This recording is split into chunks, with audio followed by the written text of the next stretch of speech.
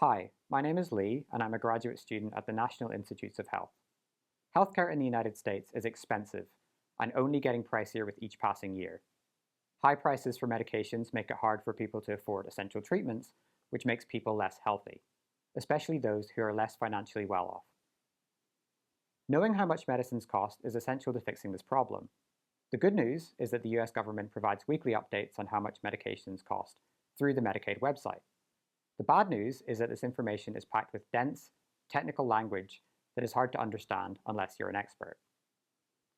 That's where my lab's research project, MedicaidGPT, comes in. Think of it like a translator for data on drug prices.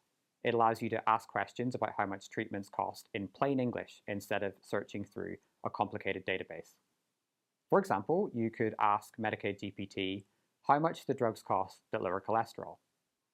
Using artificial intelligence, MedicaidGPT will turn your question into something the Medicaid website can understand, and then show you relevant data from it using interactive charts and graphs. MedicaidGPT can do this because it uses an incredibly powerful AI program called GPT-4, which has been fed a huge amount of information, including information about medications. My lab mates and I put the MedicaidGPT to the test with 70 different questions about treatments and their prices, and it was able to answer 90% of them correctly. Soon, we hope MedicaidGPT will make it easier for people to know how much medications cost, a key step towards tackling the rising cost of healthcare.